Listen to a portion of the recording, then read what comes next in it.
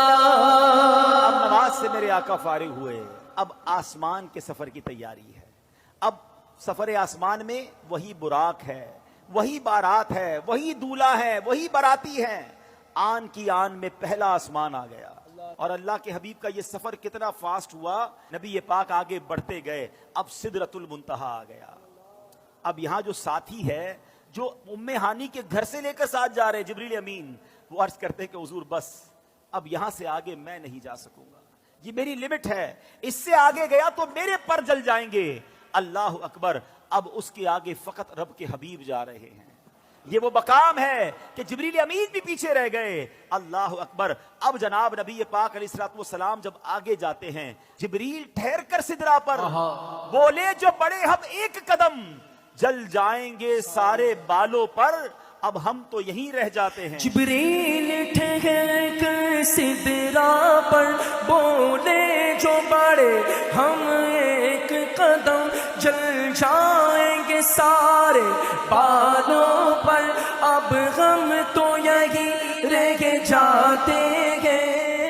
اللہ اللہ کہو، اللہ اللہ اللہ اللہ اللہ اللہ کہو، اللہ اللہ۔ نبی پاک کا جو اگلا سفر ہے نا، اس کے بارے میں کوئی کچھ نہیں بتا سکتا کہ وہاں کیا ہوا، کتنی دیر دیدار ہوا، اللہ نے اپنے حبیب کو کیا دیا، حبیب پاک نے کیا لیا۔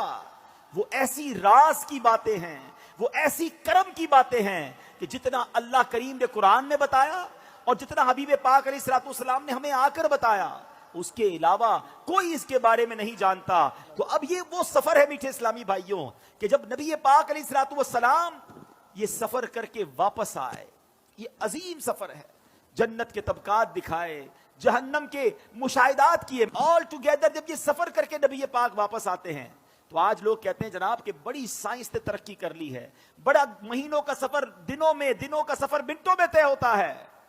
لیکن میرے آقا کے اس سفر میں جس میں ہزاروں سال کا یہ ٹریول ہے، علماء کہتے ہیں اگر اس کو لاجیکلی کیلکولیٹ کریں نا تو یہ کئی ہزار سالوں کا سفر بنتا ہے۔ مگر نبی پاک جب واپس آئے تو جو دروازہ کھولتے وقت کنڈی ہل رہی تھی وہ اب بھی ہل رہی ہے، جو بستر چھوڑ کے میرے آقا گئے وہ بستر اب بھی گرم ہے۔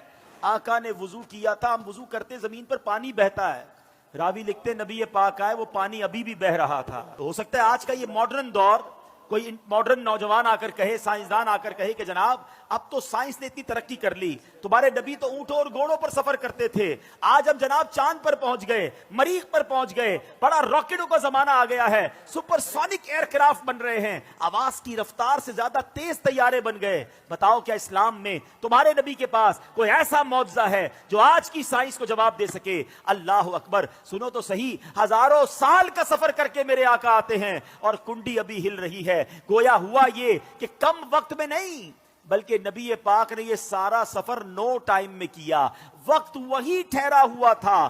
ماجرا یہ ہے، اب عشق والا جواب سن لو، دراصل بات یہ ہے کہ میرے آقا تو سارے جہان کی جان ہے نا، جب جان چلی گئی تو جہان رک گیا تھا، آقا واپس آئے جہان نے پھر چلنا شروع کر دیا۔